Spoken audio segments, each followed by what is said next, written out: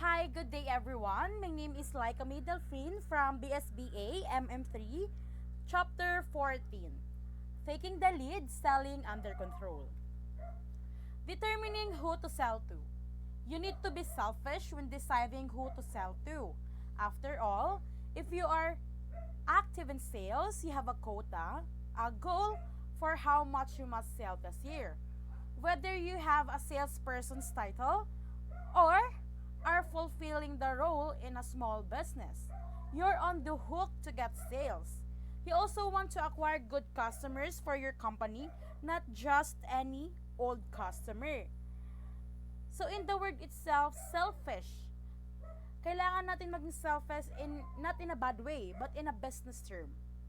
So kasi kailangan po natin na hindi siya basta-basta i-offer lang kung kani-kanino yung item or products na ino-offer natin kasi what if yung customer na pinag-offeran mo is hindi pala yun yung bet nila o yung gusto nilang product, hindi pala yun yung nasa customers preferences nila, or it's not suitable to their age, gender, culture or religion. So mawi-waste lang yung time natin, hindi natin and hindi dapat mangyari yon. Kasi as a business person, as a salesperson, we must know how we handle our time because they said time is gold.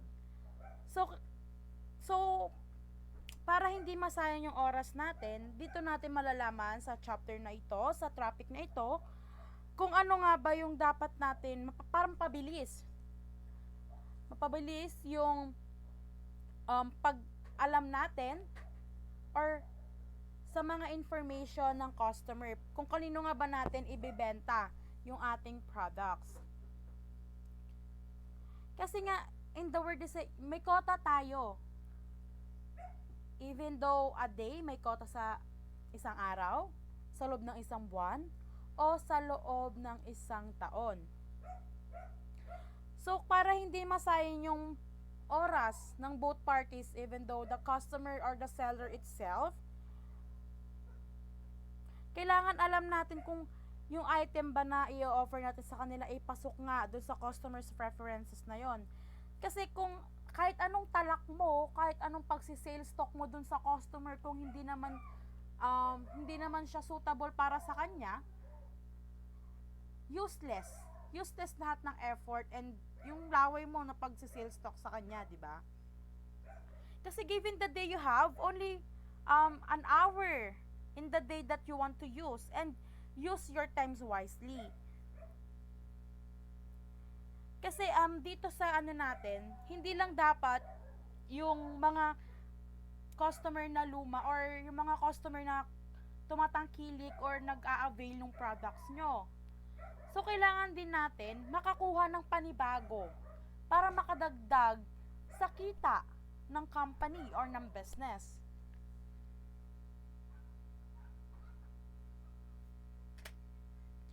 Gathering the tools to help qualifying.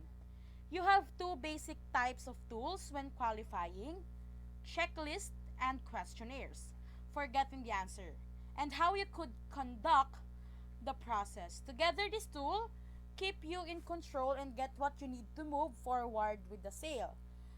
So, yun nga, may checklist tayo kung paano ba natin malalaman yung customer's preferences. We have a checklist and questionnaires. And although familiar na tayo sa checklist and the questionnaires, ang tanong, paano natin siya ikakandak? Paano yung process na i-offer natin to sa customer para we have the control on the sale, na sure tayo na i-avail nila yung produkto. First, agenda. Set the agenda for the call, meeting, so that it goes the way you want to manage the time. I usually start with the introduction and then suggest the agenda and get the customer representative to agree that it will work. Dito sa agenda, kailangan mo siya iset in both parties. Yung free, yung both parties na hindi nakakasagabal sa ibang ginagawa nila sa pang-araw-araw nilang business or pang-araw-araw na buhay. Kasi kung magsiset ka na ng agenda kung when and where, yung meeting place, and also yung yung meeting place rather, mas mapapadali yun sa inyong dalawa, on the both parties. Kasi kung sinet mo yung time, so ayun na yung dapat maging masunod para mas mapapadali yung meeting, and also mas mapadali natin ma-manage kung ano ba talaga yung gusto natin iparating dun sa produkto natin at ino-offer natin. Pitch script. Aim to position your company services and value in less than 3 minutes. The customer is probably not listening anyway, so make it punchy and fun. So make it done fast as much as you can and direct to the point.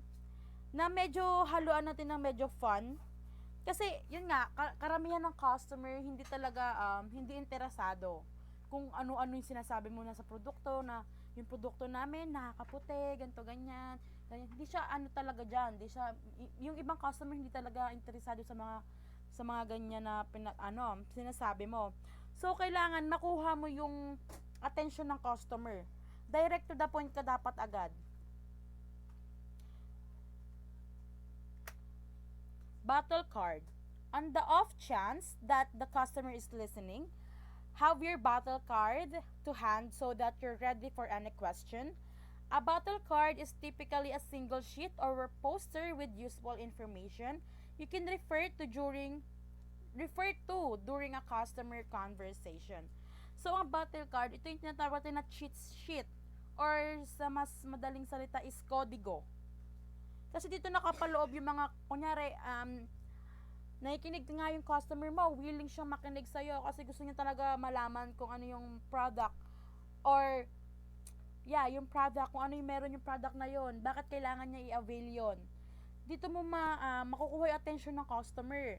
Dito yung mas maraming information na dapat alam mo. Kasi kung halimbawa nga, nakikinig yung customer, willing na makinig, dapat meron ka nito.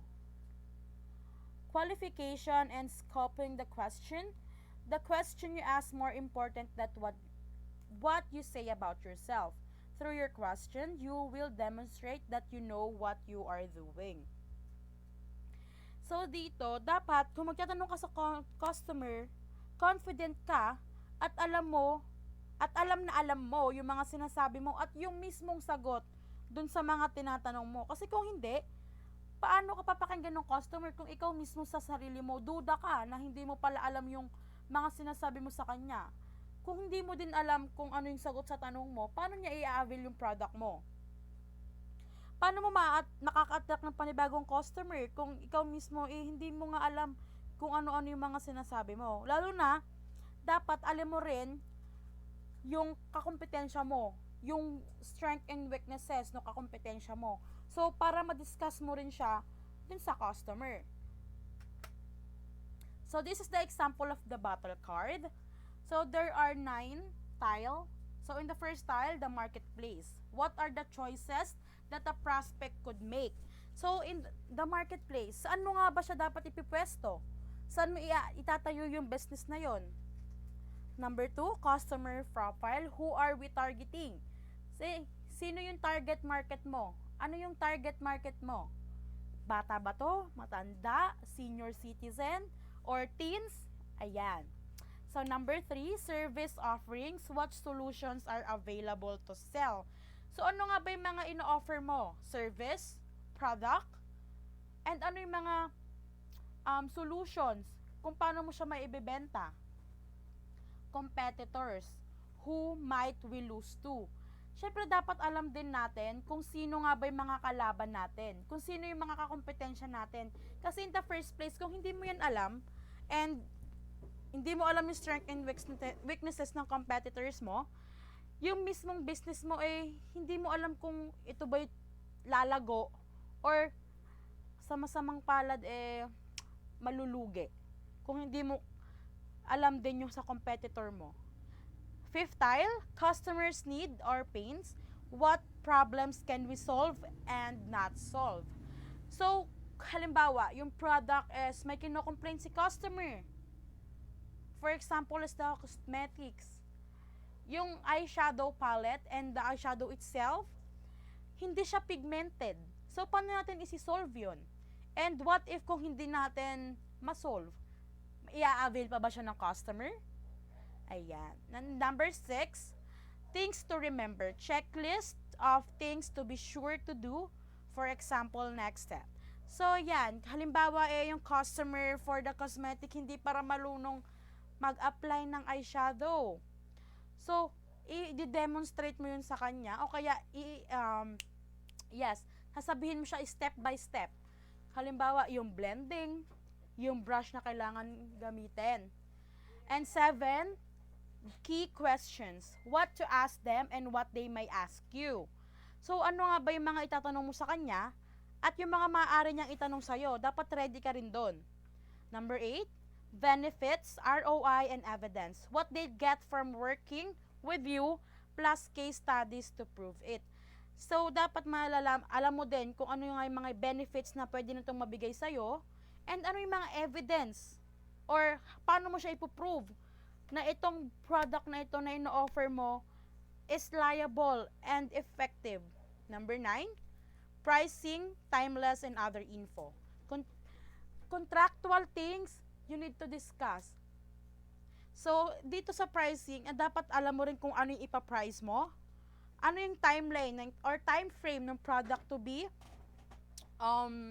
kung paano siya matatapos ng agad-agaran. And there you go. Thank you, everyone. Have a good day. Bye-bye.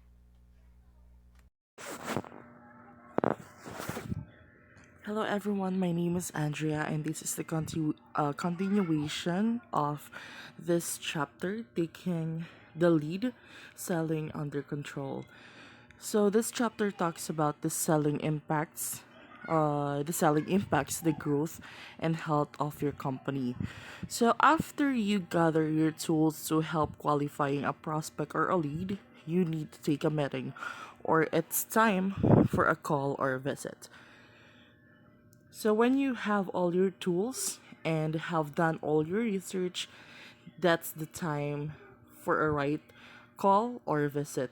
So to present the firm's services and to know what you should sell to the customers, let customer know what your services cost or give a range. Ask for their budget, and if they don't have one, they're fishing for a proposal so that they know what to budget. Give them your pricing. So, in sales processes, most time is wasted when the question of budget or pricing isn't discussed early on. So if you put a lot of effort into the proposal and you're wildly out, you cost yourself time that you need for better suited prospect. So during the qualification, let customer know what your services cost or give them a range. That's what it says. So also ask customers some questions. So next one is gating prospects through sales pipeline. So when you're working with a prospect and progressing using your own version of the sales process, in other words, qualifying, you need some rules for moving prospect from one stage to the next, and this is called gating. So, by this, we also need to know the importance of sales prospecting. So, what is sales prospecting? So, this sets the tone for the entire sale, start to finish. It can also determine whether or not the deal is going to be sealed. So, illustration of an outline sales process includes the concept of gating. So, gating prospect through sales also presents a salesperson with the opportunity to understand whether a customer is qualified for their service or product. Qualifying potential prospect will create a more efficient selling system and ultimately improve your sales process as a whole.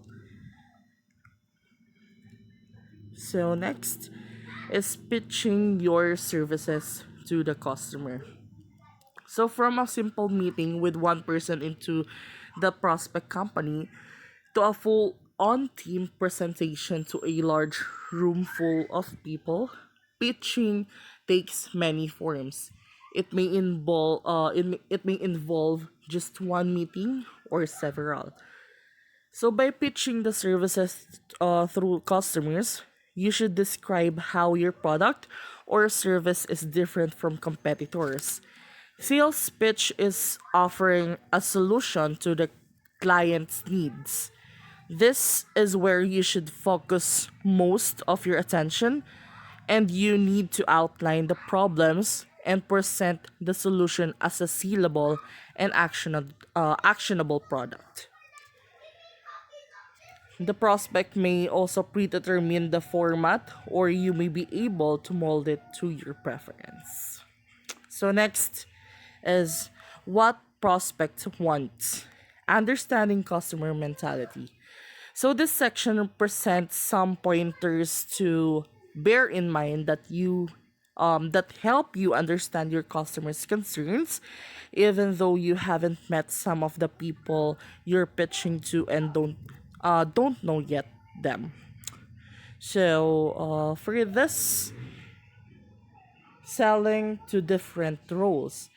So the members of a group you encounter in a presentation meeting represents specific departments and have responsibilities relating to a specific business function unless the firm's small, in which case several functions can be rolled into one person. So the concerns of all the people are quite different, and you need to be able to handle them and to answer all their questions. So as a salesperson, you will be dealing with people of different roles. In a pitch situation, you typically meet all sorts of people: organization leaders, financial folks, HR, operations, legal, marketing, or sales admin.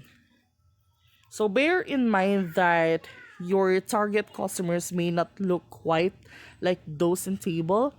Simply apply the concept to your own situation. So all concerns are valuable to an organization. You just need to figure out how to handle them and what will get them to give the thumbs up to your proposal. A proposal. I'm sorry. So next is selling to committees. So in effect, selling to committees is a specific case of selling to different roles. Everything in the preceding section applies. Plus, committees are weird. So they've uh pecking orders. They play internal politics and sometimes lack focus on the task at hand. Next is some committee members may have little or no knowledge about your area of service. So some committees has the situation. So this situation is common with the board of commercial and public organizations. So you have to keep things simple and clear. They're not idiots. They just need you to help them understand the need and value and why they should choose you. Remember that. Next is when the committee can meet, may control the time frame. So by this when this factor can slow down the sales process, because committees can be risk averse and need lots of evidence that your offer is a safe bet. So most of the committee don't want to be responsible for the ultimate decision. You need to convince the influencers who want the solution, and whoever holds the money, the rest will probably follow. So next is selling against risk. So talking about risk upfront with your primary contacts is a good idea. So the chances are that they're advocates for the project, maybe even for you. They may even be slightly frustrated if a committee is involved. All they want to do is to get on with it. So understanding the primary contact risk concerns help you to encounter or to counter this risk factor. So first one is the career. So if your prospect career would be threatened if you fail, educate the person on the process, benefits, and case studies. Introduce him to the team he'll be working with, invite him to your office or do a Google Hangout, and get to know the person and build trust that you can make the prospect a hero. Next is the resources and timing or timeline. So meet the person, assess how knowledgeable he is, and find out what else he has on his plate. Explain your approach and how you can support him all throughout. Be realistic about what he'd have to do and when. Be straight about drop the date and whether that date is realistic. Next is the budget. So contacts are up to against a tight budget with no wiggle room. Discuss the scope. Maybe you can delay some of the work until next year, making the project less risky overall. And the last one is the opposition. So prospect always have alternatives to you, such as doing it himself or using the CEO's sons or you. Your contact may not be willing to fight for you. If so, go rogue. If you sense that your contact isn't supporting you, go over his head. Ask your CEO to call his CEO and say how pleased he is to be in business conversations with a prospect. And during the sales process, talk about the risk and how you'll handle them during the work. Build mitigation for the risk into your plan for the job. Good day, everyone. Selling against risk. Talking about risk upfront with your primary contact is good idea. The chances are that they're advocates for the project, maybe even for you. They may even be slightly frustrated in the committees involved. All they want to do is get on with it. Understanding the primary contact risk concerns helps you to counter them. This is the risk factor that impact prospect. The other side is risk factor and the other side is how to counter. First is career. If your prospect career would be threatened if you fail, educate the person on the process, benefits, case studies. Introduce him to the team he'll be working with. Invite him to your office or do a Google Hangout. Get to know with the person and build trust that you can make the prospect a hero. Next is resources and timing or timeline. Does the contact have the right people and the time for this? Meet the person, assess how knowledgeable he is, and find out what else he has on his plate. Explain your approach and how you can support him throughout. Be realistic about what he'd have to do and when. Be straight about any drop dead date and whether that date is realistic. Next is budget. Contacts are up against a tight budget with no wiggle room. Discuss the scope. Maybe you can delay some of the work until next year, making the project less risky overall. Opposition. Prospect always have alternatives to you, such as doing it themselves or using the CEO's son, who's a kick-ass at something or other. Your contact may not be willing to fight for you. If so, go rogue. If you sense that your contact isn't supporting you, go over his head. Ask your CEO to call his CEO and say how pleased he is to be in business conversations with the prospect.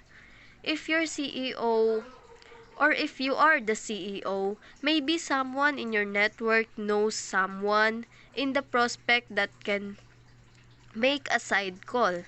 Get creative.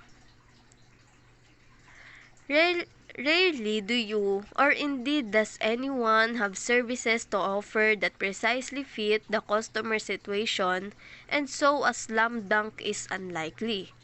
In contrast, sales are often lost to the do-nothing option. Not acting is much easier for prospect, and risk is a great excuse for choosing inaction.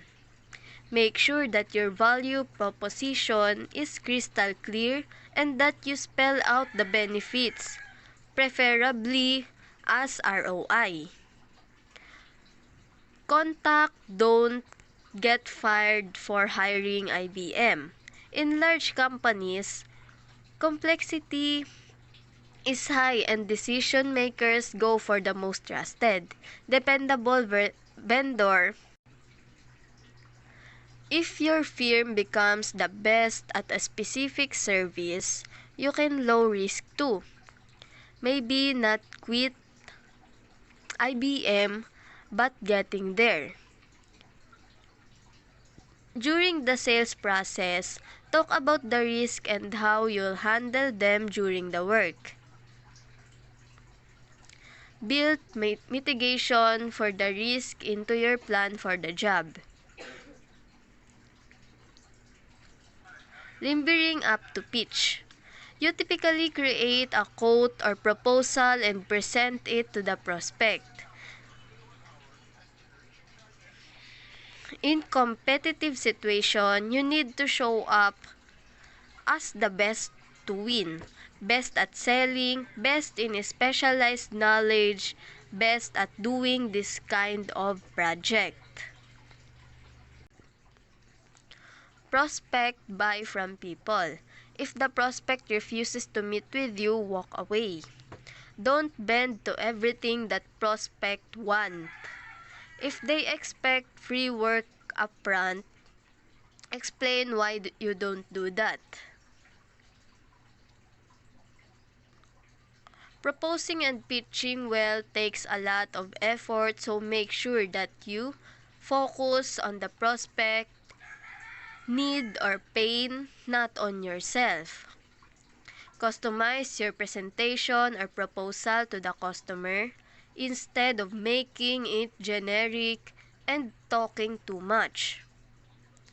Share the budget before the pitch to avoid sticker shock. Get ready for the tough questions that the prospect is going to ask.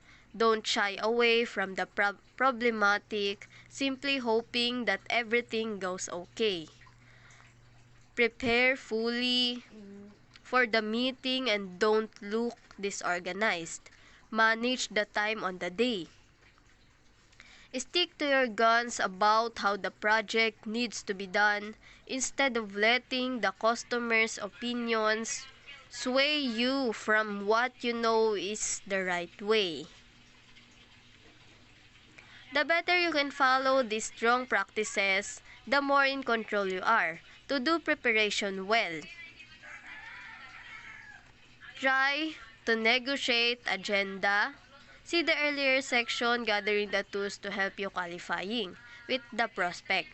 The more formal the process and the more competitive the bid, the more likely to contrast or to contact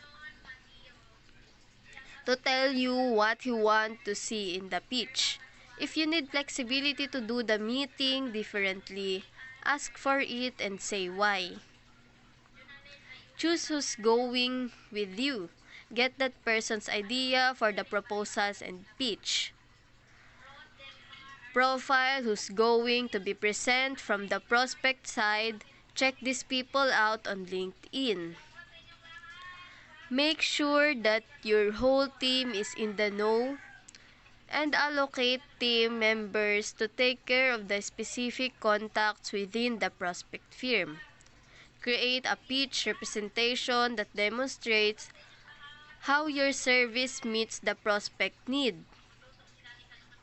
It also needs to present the value from the point of view of each influencer or decision maker. Don't forget that some people won't have met you or even know that you do. List all questions that you don't want the prospect to ask and get the answers prepared. Prepare some tough questions to ask the prospect as well. Prepare your proposal, see the sidebar, writing good proposals, and figure out how you're going to pitch it. Rehearse your presentation. Decide on a masters of ceremony who talks about what. Allocate time in each section. The MC is in charge of moving things along and ensuring that action items get noted at the end. Consider leave behinds. What can you leave with the prospect? For example, copies of your proposals and presentation. You don't have to go in armed with PowerPoint presentations if that's not your style. Your presentation can be entirely verbal with the right props to keep the show going. Mostly, after listening to you for a short while, prospect wants to talk about themselves. So plan sufficient time for discussion and questions with some to spare. Writing good proposals. Proposal and quotes for the services work come in all shape and size.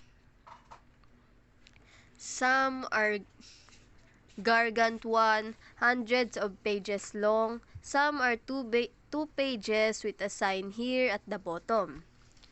You have to determine what's right for you.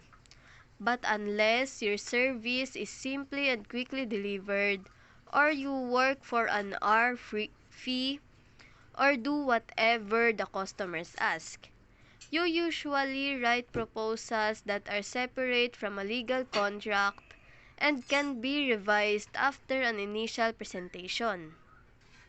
Following useful principles. Whatever the situation,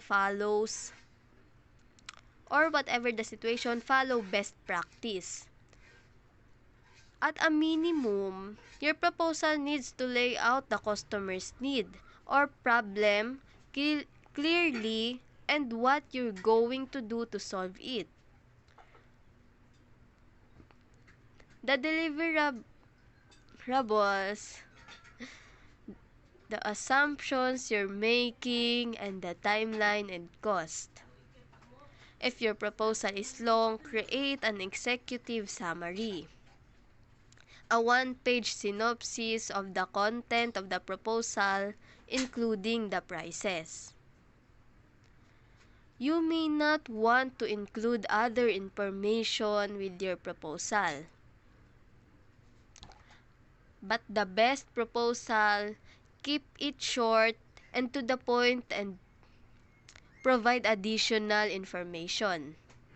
Marketing materials, methodology, further explanation or education, separately or as appendices.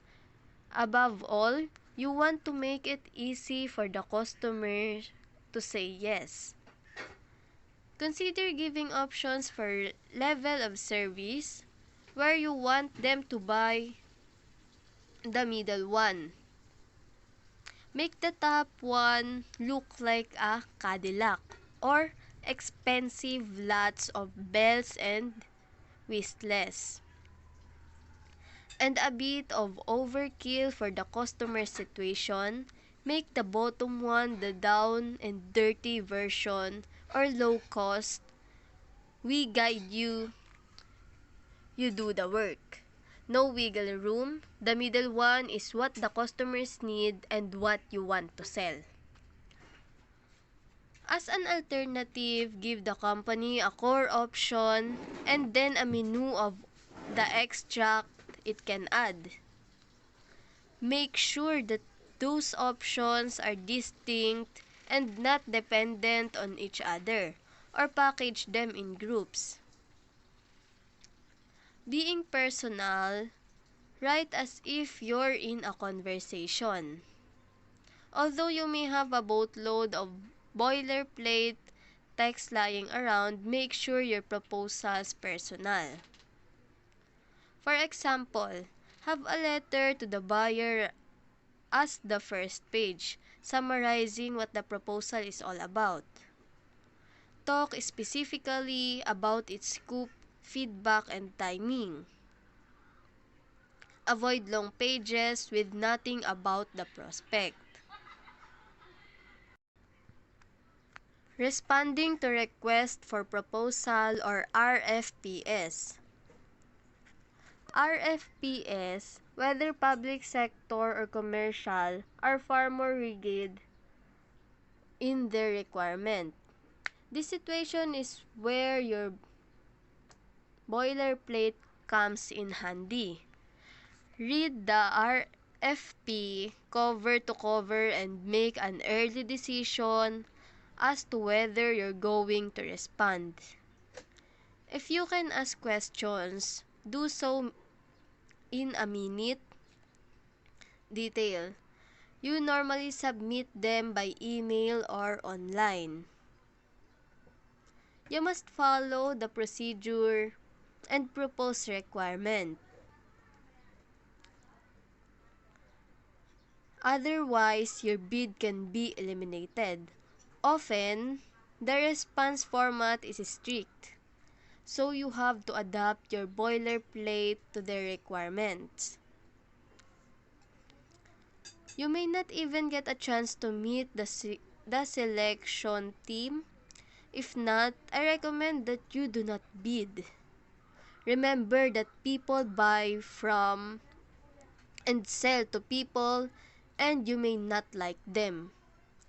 In the case of RFPs, don't offer options unless asked to. You have to propose and price exactly what the customer is asking for, even if you don't agree. Get yourself to the short list. And then, you start the discussion about better ways of solving the problem. If you provide options in the response, they can't evaluate apples to apples against others, and you won't make the short list.